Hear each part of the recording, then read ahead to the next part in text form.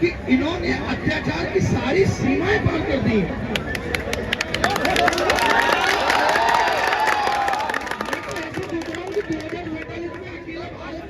विकसित हो जाएगा और झारखंड बहुत पीछे रह जाएगा। जिस स्पीड से झारखंड अभी 2015 की वैकेंसी नहीं क्लियर कर पा रहा, ये तो 2062 में जाके आजाद होंगे। ऐसे लिखा जाया करेगा विकसित भारत ब्रैकेट में झारखंड स्टिल वेटिंग। यही होगा। एक तरफ हम कहते हैं कि राज्य हो, देश हो, युवा इसका भविष्य लिख रहे हैं, और सोरेन साहब तो खुद भी यंग आदमी है, लेकिन क्या है कि कभी संघर्ष किए नहीं।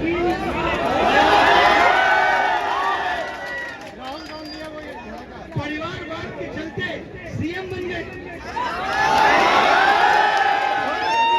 अच्छा कर्म है नहीं कि वो खुद से डिसाइड करते कि उसको पैदा कहाँ होना है। हम भी कहते थे कि साहब सोरेन साहब के साथ यहाँ पे कर दो, छोटा लड़का बना तो हम मुख्यमंत्री बन जाएंगे। इतनी सारी चीजें लिखने के लिए हम दिल्ली में डिजिटल इंडिया एआई की बड़ी बड़ी बातें चल रही हैं। झारखंड को बताया जाता है, जब हम झारखंड के बारे में सुनते हैं तो एक तरीके सुनने में आता है जामताड़ा। मैं ये सोच रहा हूँ अभी तो पेपर ऑफलाइन हो रहा है, तब ये हाल है। ऑनलाइन होगा तो जामताड़ा हाईजेक कर देगा।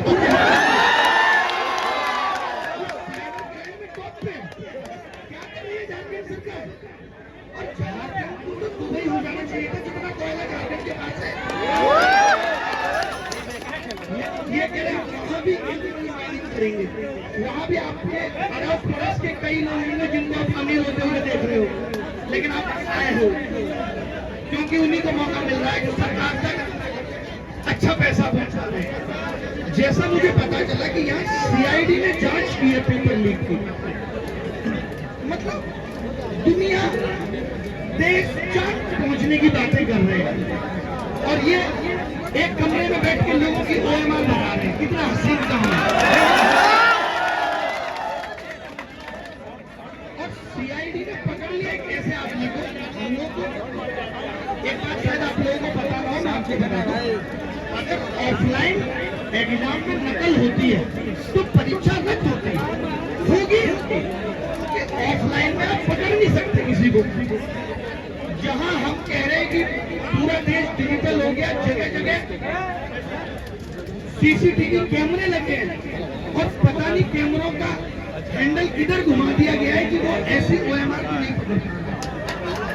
यहाँ पेपर लीक से भी ऊपर पेपर लीक उद्योग होता है, उस उद्योग से ऊपर एक और चीज होती है सीधे सीट बेचते। क्यों जरूरी है? तभी तो ऐसे लोग सिस्टम में पहुंचेंगे, सरकार को और कमा के देंगे। सरकार का उद्देश्य एक ही है कि हमको कमाने वाले लोग चाहिए। बस